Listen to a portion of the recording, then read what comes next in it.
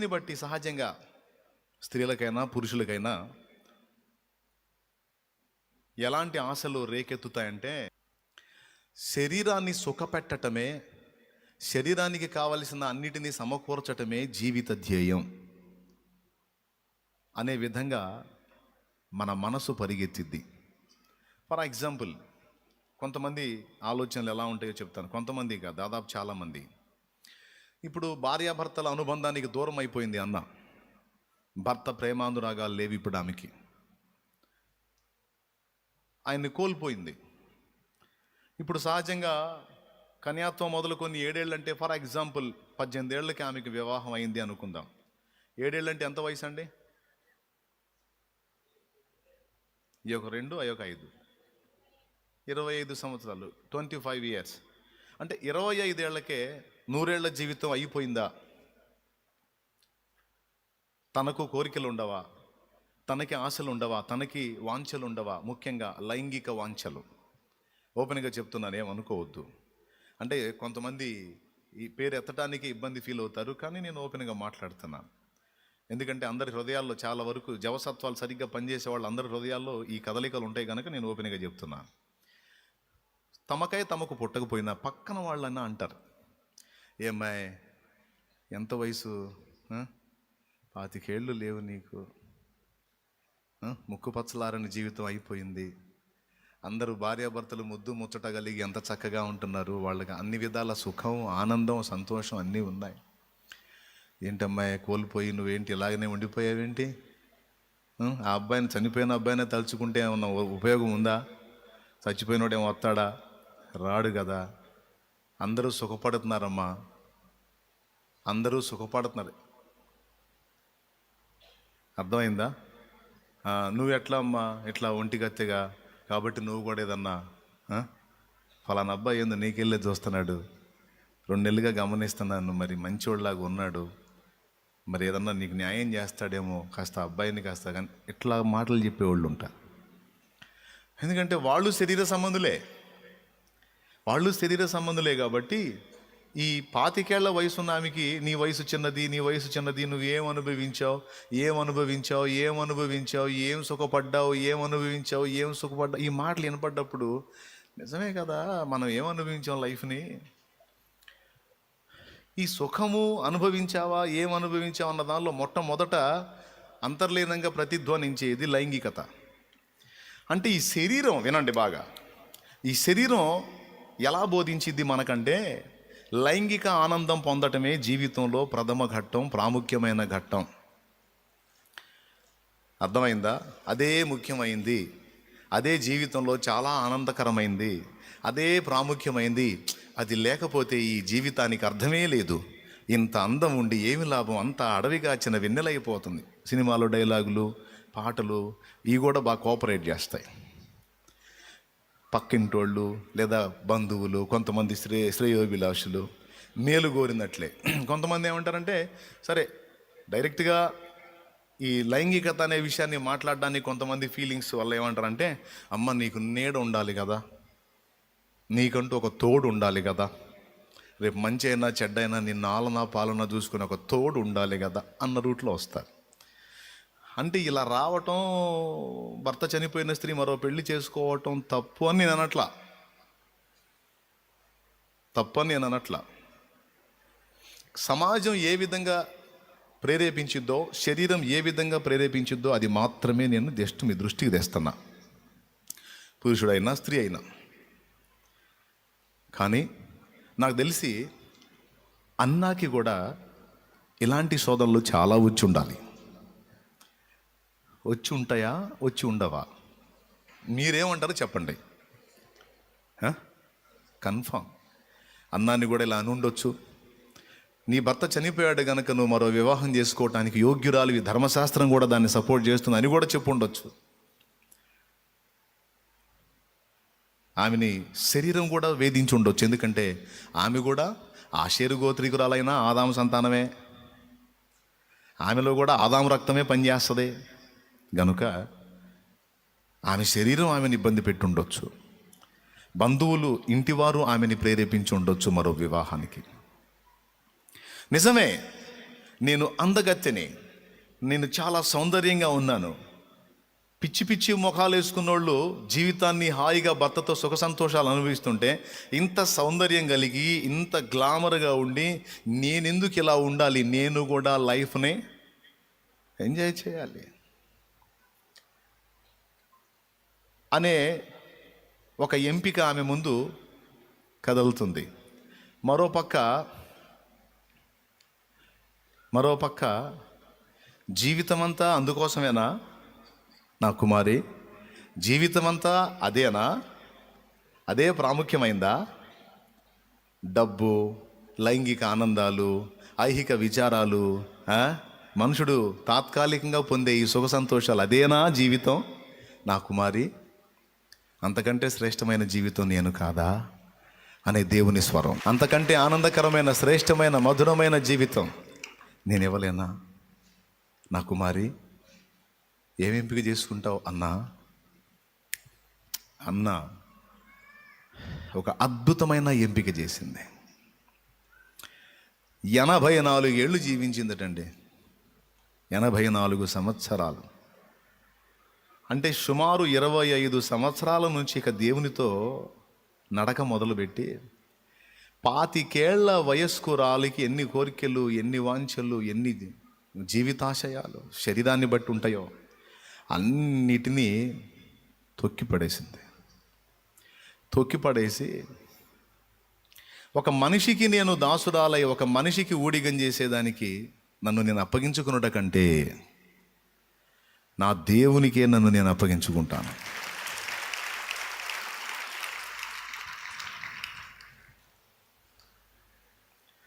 ఎంత అద్భుతమైన ఎంపిక చెప్తా వినండి. ఇప్పుడు నేను ఇంకో పెళ్లి చేసుకుంటా. నాకు తగ్గోడు ఎవరో దొరుకుతాడు, చేసుకున్నాక వాని ఇంట్లోనే పడుండి వానికి ఊడిగం చేయాలిగా. వానికి కాళ్ళు వత్తాలి, వానికి పిల్లల్ని కనాలి, ఆ పిల్లల్ని పెంచి పెద్ద చేయాలి, వాడి వంశాన్ని నేను నిలబెట్టాలి, వాడి వంశానికి నేను వృద్ధి కలిగించాలి.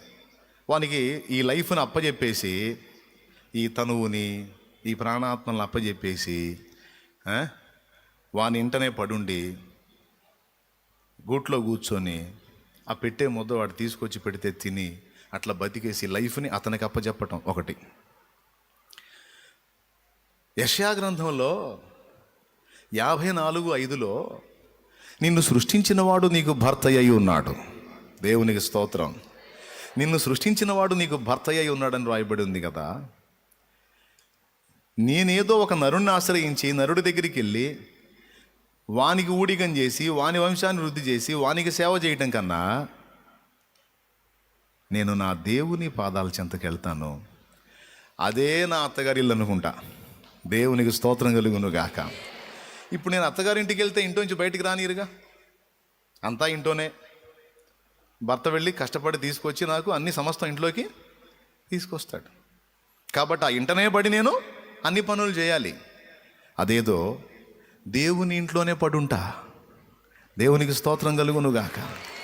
చూసారా ఎక్కడ పడి ఉంటాను? నా దేవుని ఇంట్లోనే పడుంటా. అదే అత్తగారి ఇల్లు అనుకుంటా. అక్కడైనా నేను లోపలే గదిలోనే ఉండాలి.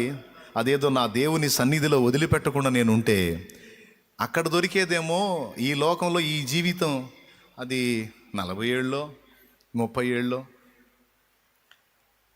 నడుస్తుంది. తర్వాత పోతాను. నేను పోయిన నాడు నా బంధాలు పోతాయి, నా అనుబంధాలు పోతాయి, నన్ను హత్తుకున్న వాళ్ళు, నేను కన్నోళ్ళు, నన్ను కన్న మొత్తం పోతారు. ఒంటరికత్తెని. నా చావులో ఎవరు నాకు తోడు రారు. అదే నేను నా దేవునికి జీవితాన్ని అంకితం చేశాను అనుకో, ఆయన ఇహమందును పరమందును కూడా నన్ను విడవడు కదా. నాకు శాశ్వతమైన యజమానుడు కదా. ఈ లోకంలో ఉన్నటువంటి వీరందరూ, ఇప్పుడున్నటువంటి ఈ భార్యాభర్తల అనుబంధాలన్నీ ఒకనాడు విచ్ఛిన్నమైపోతాయి కదా. ఎవరిదో వాళ్ళు తెంచుకొని వెళ్ళిపోతారు కదా. వెళ్ళిపోయినాడు అందరూ కలిసి అక్కడ చేరతారు కదా. అందరికీ తానే భర్త అయి ఉన్నాడు కదా. సంఘం అంతటికి తానే శిరస్సు కదా. సంఘము ఆయనకు భార్య కదా. అదేదో సచ్చిన తర్వాత పోయి ఆయనకు వధువు అయ్యే కంటే ఈ జీవితాన్ని, ఈ యవన ప్రాయాన్ని ఆయనకి అంకితం చేస్తాను. ఆయన సన్నిధే నా అత్తగారి ఇల్లు. ఆయనే నా యజమానుడు, నా ఏలినవాడు. Praise the lord. ఎందుకు ఈ మాట నేను ఊహించానంటే, చెప్పానంటే, దేవాలయమును విడువక రాత్రింబగళ్ళు ఉపవాసముల చేత ప్రార్థనల చేత దేవునికి సేవ చేయుచుండెను అనుంది. దేవాలయమును విడవలేదట. నిజమే, అత్తగారింటికి పోతే పద్దాకలి ఆడబడితే ఆడు బానిస్తారా? ఏమండి, నేను బయటికి పోయి ఇద్దేస్తానంటే ఒక్కొక్క భర్త కనీసం బోరింగ్ దగ్గర కూడా బానేడు, పంపు దగ్గర కూడా బానేడు. నేను తెస్తా ఉండు, లోపలే ఉన్నా అంటే ఇల్లు దాటి బయటికి రానివ్వరు కొంతమంది. అప్పటి రోజుల్లో ఆ సిస్టమ్ ఇంకా ఎక్కువగా ఉండేది. గుడారంలోనే ఉండాలంతా. అదేదో నా దేవుని గుడారంలోనే నేను ఉంటాను, ఆయన సన్నిధిలోనే నేను సేవ చేస్తాను, ఆయనే నా సమస్తం. ఒక మనిషికి నేను ఊడిగం చేస్తే అది వానితోనే పోతుంది. ఒక దేవునికి, ప్రభువుకి నేను ఊడిగం చేస్తే అది శాశ్వతంగా నిలిచుంటుంది. కాబట్టి మనుష్య సేవ కంటే కూడా ముందు నేను దేవుని సేవకే ప్రయారిటీ ఇస్తాను. అయ్యయ్యో, చిన్న ప్రాయం, కోరికలు ఎట్లా, వాంఛలు ఎట్లా, అయ్యయ్యో చాలామంది చాలా సుఖాలు అనుభవిస్తున్నారు, అయ్యో నీ లైఫ్ అంతా వ్యర్థమైపోతుంది కదా. నోరు ముయ్యవే శరీరమా, ముయ్యవే నోరు శరీరమా, మిడిసిపడే శరీరమా, ఉప్పొంగే శరీరమా, ఎంతవరకే నీ ఆనందం, నీ భోగం? ఏ రోగం రానంత వరకేనే. ఒక్క రోగం తగిలిందంటే అన్నీ పోతాయి. నీ లైంగిక ఆనందాలు పోతాయి, ఇచ్చలు పోతాయి, భోగాలు పోతాయి, రోగాలు వస్తాయి. ఎంత మాత్రమే, ఎన్ని సంవత్సరాలే. అయినా ఎన్ని సంవత్సరాలైనా తృప్తి ఉందే శరీరమా? ఆశ తీరిందే శరీరమా? ఇంతవరకు చాలు అనిపించిందే శరీరమా? తింటానే ఉన్నావు, తృప్తి లేదు, ఇంకా కొత్త కొత్త రుచులు కావాలి. కడతానే ఉన్నావు, తృప్తి లేదు, చూస్తానే ఉన్నావు, తృప్తి లేదు, వింటానే ఉన్నావు, తృప్తి లేదు. ఏమండి, అన్నా అనేటువంటి ప్రవక్తికి ఇవన్నీ ఎదురైనప్పుడు తన శరీరమును గద్దించింది. ఉప్పొంగుతున్న తన శరీరేచ్ఛలను కాలి కింద తొక్కి పట్టింది. ఇప్పుడు చెప్పండి, ఆమె సామాన్యురాలా, తక్కువదా? 2 ఎంపికలు తన ముందుకి దేవుడు తెచ్చినప్పుడు దేవుణ్ణే కోరుకుంది. అందుకు గాను ఆమెకి ఎంత ధన్యత దక్కిందో తెలుసా? ఈ విశ్వమును నిర్మించినటువంటి నిర్మాణకుడైన ప్రభు కన్యగర్భాన భూమి మీద పుట్టినప్పుడు ఎంతమందికి ఆ బాలుడై ఉన్న యేసును చూసే ఛాన్స్ లభించిందో లేదో నాకు తెలియదు. కానీ అన్నా మాత్రం ఈ విశ్వాన్ని నిర్మించిన వాణ్ణి తన చేతులతో ఎత్తుకునే ఛాన్స్ వచ్చింది. ఎంత ఆధిక్యత ఇచ్చాడో చూడండి. విశ్వాన్ని నిర్మించిన వాడు యేసు, ఆకాశ మహాకాశాలను నిర్మించినవాడు. కలిగి ఉన్నది ఏది ఆయన లేకుండా కలగలేదు. సమస్తము ఆయన ద్వారా, ఆయన మూలంగా, ఆయన యందు సృజించబడింది అని కొలసై పత్రిక 1:15 సాక్ష్యం ఇచ్చింది. ప్రియులారా, అలాంటి మహనీయుణ్ణి ఆమె చేతులతో ఎత్తి పట్టుకునే ఛాన్స్ వచ్చి, ఒక్కసారి కిందికి చదువునానా. రాత్రింబగళ్ళు దేవునికి సేవ చేయుచుండెను. ఆ తర్వాత కింది చదువు.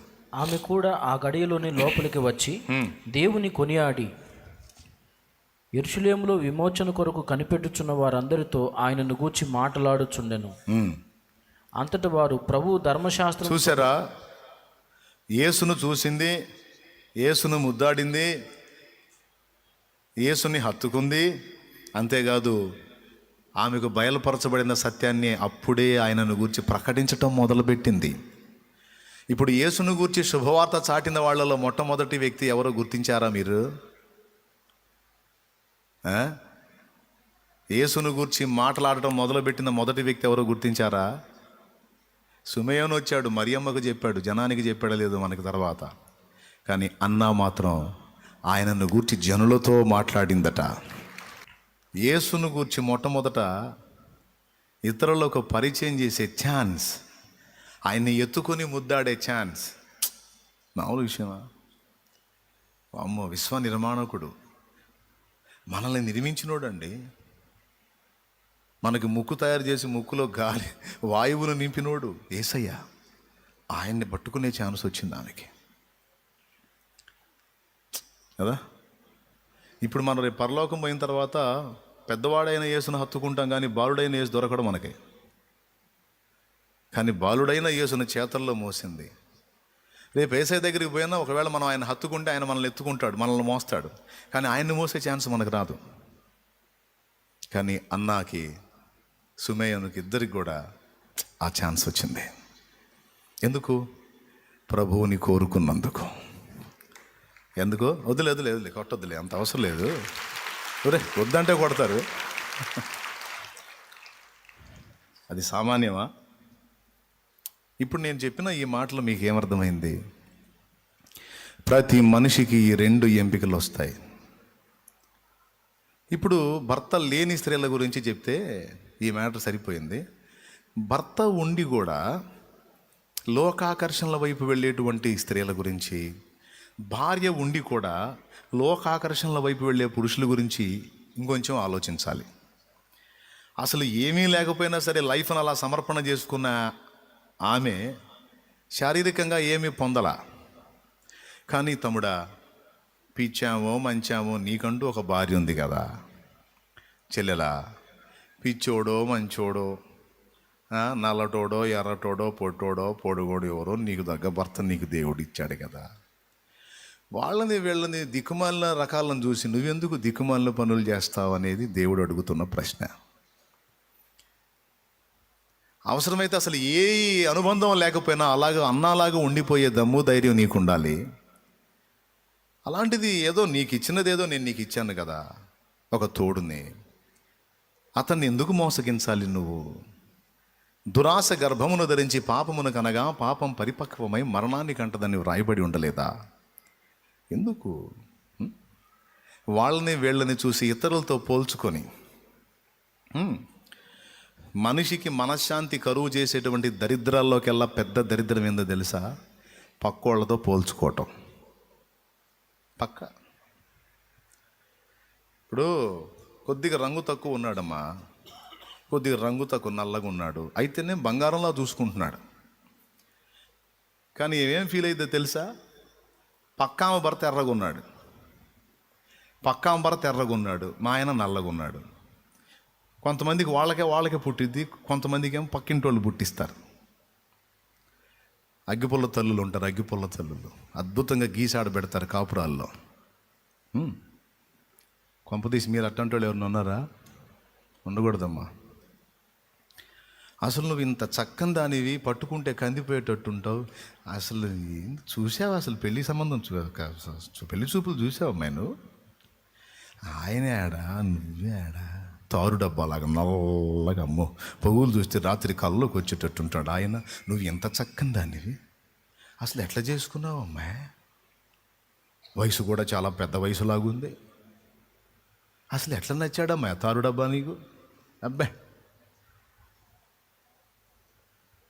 నీ అందానికి నీ కలర్కి ఫలానా 3వ ఇంట్లో ఒక ఆయన ఉన్నాడు చూడు, సూపరు. అసలు మీ ఇద్దరు జంట అయితే మామూలుగా ఉండేది కాదు. అయిపోయే అగ్గిపుల్ల గీసే, ఇంకేమాయే. అప్పటిదాకా పాపం ఏ ఫీలింగ్ లేకుండా చక్కగా భర్త అద్భుతంగా కనపడే భర్త అక్కడి నుంచి తారు డబ్బా కనపడతా ఉంటుంది భర్త వచ్చినప్పుడు. ఎందుకు? ఆ సైతాన్ తీసిపోయింది కదా.